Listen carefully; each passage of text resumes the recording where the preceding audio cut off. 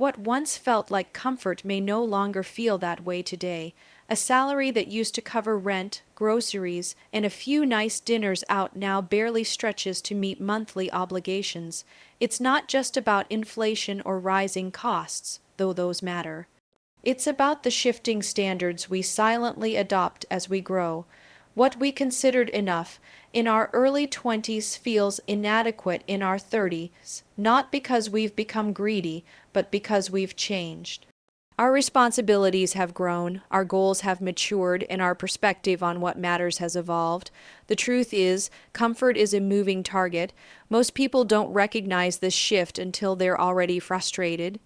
They wake up in jobs they don't like, in routines they didn't consciously choose, wondering why they feel stuck. The answer isn't that they're failing, it's that they're working off an outdated definition of what enough looks like. Comfort used to mean stability, now it means freedom, flexibility, fulfillment, but if you don't update your standards to match your current values, you will always feel like you're chasing something that's just out of reach. This isn't just about money, it's about energy, it's about time, it's about feeling like you're living a life that reflects your effort. Too often, we normalize discomfort because it's familiar. We convince ourselves that this is just how it is. That things get better eventually, that once we hit some magical milestone, promotion, raise, move, then we'll finally feel like we're on solid ground. But milestones don't create lasting comfort, habits do. Decisions do, boundaries do. If you want to feel differently, you have to operate differently. The danger in thinking comfort is static is that it keeps you complacent. You stop evaluating. You stop asking questions like, is this still working for me? Do I still want this version of life I once designed? Is this rhythm serving me, or just draining me slower than it used to? High performers don't just work hard, they adjust, they reflect, they acknowledge that what worked for them 6 months ago may not work anymore. That's not weakness, it's growth. You need to look at where your time, money, and energy are going and ask if they're aligned with the life you want now, not the life you wanted when you started. If you're constantly feeling like you're hustling just to keep up, there's a reason. You're playing a game with rules you didn't write. Comfort doesn't just show up when you've earned it, it arrives when you decide to build it. It's easy to point fingers at the economy, your boss, the market. It's harder, but more empowering, to admit you haven't adjusted your strategy. You might be living within old systems and expectations that no longer reflect who you are. You don't need to start from scratch. You need to recalibrate. You need clarity on what comfort means to you now in this season, and then you need the discipline to act on it, because comfort isn't something you fall into. It's something you fight for, not with burnout or overwork, but with strategy, with alignment, with honesty about what enough looks like today, and the willingness to move toward it deliberately. If you keep aiming for yesterday's version of comfort, you'll always come up short. But if you define it for yourself and commit to building it, you don't just survive, you start to live.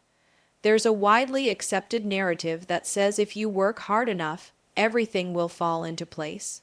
That success is just a matter of hours logged, emails answered, and boxes checked. But if that were true, more people would be thriving. More people would feel energized, balanced, and fulfilled. The reality is very different.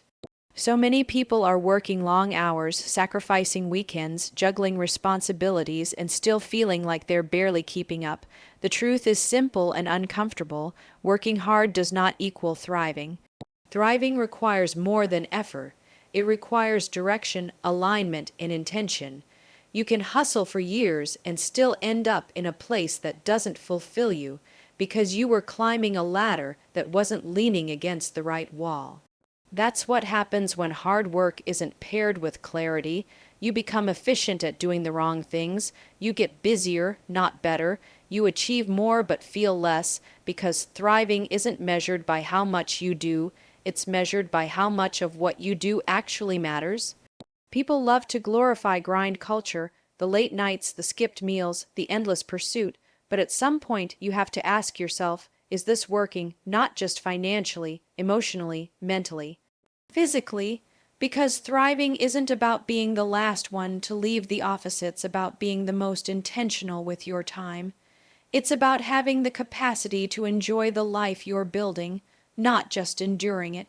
If you're waking up tired, constantly playing catch up, or feeling resentful about the commitments you've made, that's not thriving, that's survival, and survival might be necessary in short seasons, but it's not sustainable as a lifestyle.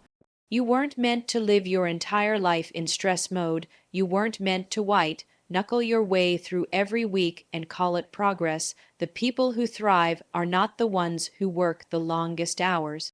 They're the ones who understand how to prioritize the right work. They've learned to say no. They've built systems that support their energy, not just their productivity.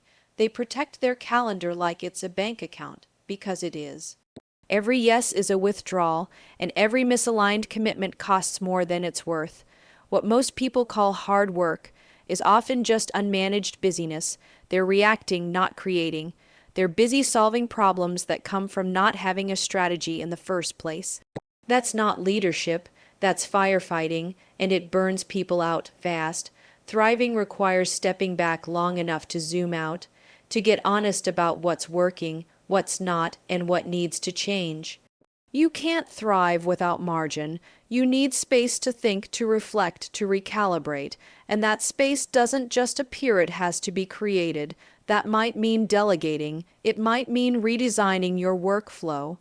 It might mean cutting things out that no longer align with your values. But whatever it takes, it's worth it, because without margin, you lose your ability to grow.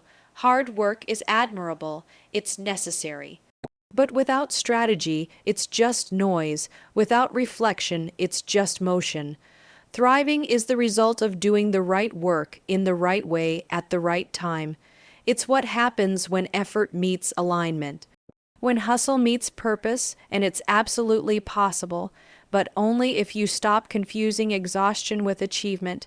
You were not built to just work. You were built to create, to lead, to contribute. Thriving is available to those who stop chasing busy and start building with clarity. It's not about doing more, it's about doing what matters, and that shift makes all the difference. Ambition is loud, it's energizing. It gets you out of bed in the morning with big ideas, bold plans, and a vision for something greater. But ambition without execution is just potential, untapped, unmeasured, and often unrealized. It's easy to dream big. It's harder to build the systems, habits, and discipline required to bring those dreams to life. That gap, the space between what people say they want and what they're actually doing to get it, is where frustration grows and momentum dies. Everyone wants more impact, more income, more freedom. But the difference between those who get it and those who don't isn't ambition, it's execution. It's what happens after the excitement wears off, after the first setback, after the routine kicks in. Ambition gets you started. Execution keeps you going. The biggest mistake people make is thinking they can operate on inspiration alone, that if they want something bad enough, it'll happen, but wanting something doesn't build a career. It doesn't grow a team, it doesn't create results. Execution is built in the unsexy moments, when no one's watching, when the process feels repetitive, when your motivation dips. That's when real progress is made.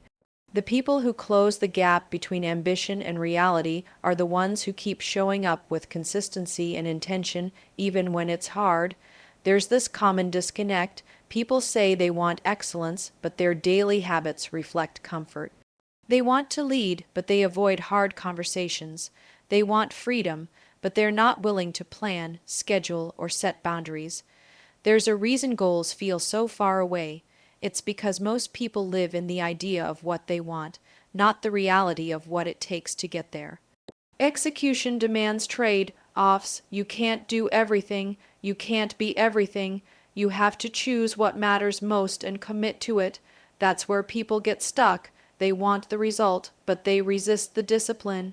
They overthink, overplan, or wait for the perfect time. But execution doesn't need perfection. It needs movement. It needs you to take the first step, then the next, especially when you don't feel like it. Leaders who thrive don't just dream. They decide, they act, they evaluate, and they adjust. They understand that execution is a skill, not a mood. It's a choice you make every day, and the clearer you are on your vision, the more aligned your actions become. But clarity alone won't save you. You have to pair it with follow through. The good news is, closing the gap isn't about talent, it's about behavior. It's about creating systems that support your goals, not just hoping you'll rise to the occasion. If you're not where you want to be, don't question your ambition. Question your execution. Are you doing the hard, focused work? Are you measuring progress? Are you holding yourself accountable? Or are you waiting for external pressure to push you forward? This is the difference between potential and performance, between wishing and winning, between the person who talks about what they're going to do and the person who's doing it. It's not glamorous, but it's powerful. Because once you start executing consistently, your confidence shifts. You stop wondering if you'll get there, and you start acting like it's only a matter of when. You don't need more ambition. You need to honor the ambition you already have. Match your energy with execution, match your vision with discipline, and stop waiting for the right moment. The gap only closes when you move.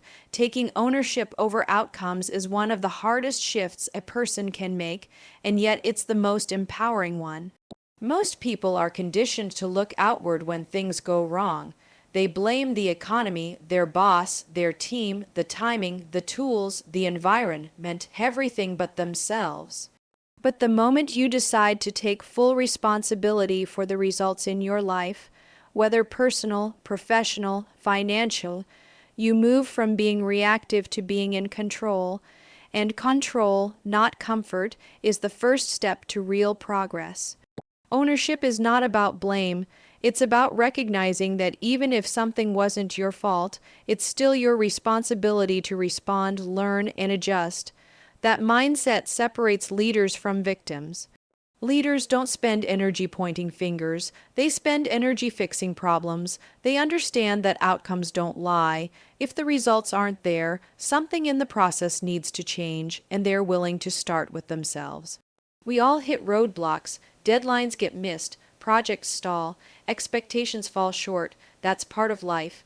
But what you do next is what defines you. Do you justify it, minimize it, shift it onto someone else? Or do you say, this is mine to fix? Taking ownership is about holding the mirror up and asking the hard questions. Did I set clear expectations? Did I communicate well? Did I follow through? Did I lead effectively, or just delegate and disappear? There's a reason many people avoid this. Ownership requires humility. It requires the willingness to admit when you've made a mistake, when you've misjudged, when you could have done more. That level of honesty is uncomfortable, but it's also the foundation for growth.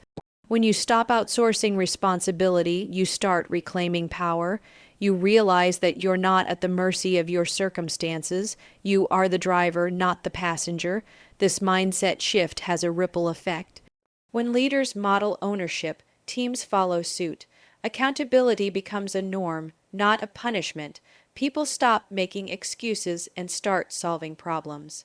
They take pride in the outcomes they produce because they know they're part of something bigger, and they know they're being led by someone who holds themselves to the same standard. Ownership also brings clarity. It helps you separate noise from truth. Instead of chasing every external explanation for why things aren't working, you go inward first. What could I have done differently? What did I learn from this? What process can I improve? This isn't self-criticism, it's self-awareness, and it's what keeps good performers from becoming stagnant. If you're waiting for someone else to fix things for you, you'll always be frustrated. If you're expecting your employer, partner, or industry to create your future, you're going to be disappointed. No one is coming to save you. That might sound harsh, but it's actually liberating. Because if no one else is responsible for your outcomes, then you're not stuck. You're just not stepping up yet.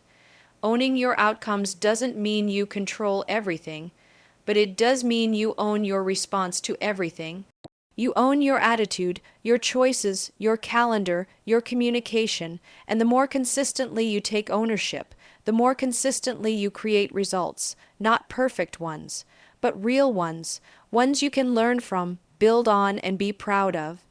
So if you're not where you want to be, ask yourself, what part of this do I own? What's within my power to shift today? Because the results you want won't come from waiting, they'll come from leading, starting with yourself. Ownership is the gateway to momentum, and momentum, sustained over time, creates transformation. Most people never pause long enough to ask themselves what enough really means.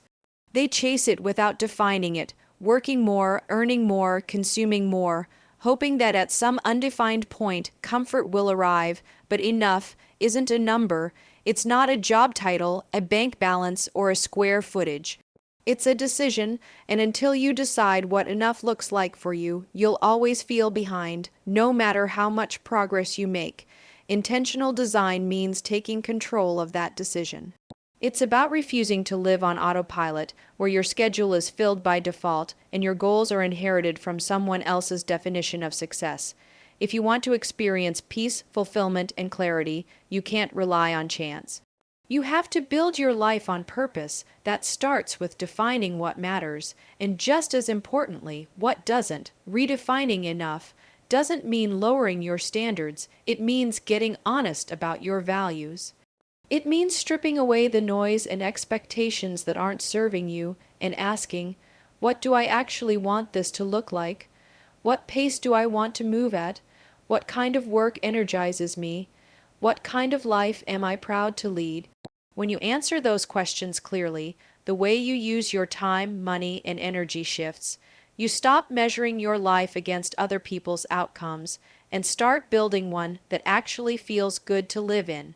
So much of the stress people feel comes from trying to do more than they were ever meant to carry. They fill their days with obligations they didn't consciously choose. They say yes to things that drain them. They pursue goals because they look impressive, not because they feel aligned. Then they wonder why they're exhausted, resentful, or disconnected. The problem isn't ambition, it's the lack of intention. When you design your life intentionally, you begin to edit. You become more selective with your commitments. You stop overcomplicating what success has to look like. You realize that enough isn't about settling, it's about aligning. It's about having the resources, space, and energy to thrive in the way that matters to you. And for some, that means scaling a company. For others, it means having time for their family. For many, it means both. But you can't pursue everything at once without sacrificing something, and if you're not careful, you'll sacrifice the wrong things. This is where design comes in. You need to get strategic, not just with your business, but with your life. What are your non-negotiables? What are your priorities this season? What boundaries do you need to protect your capacity? These aren't fluffy questions. They are the architecture of your daily experience.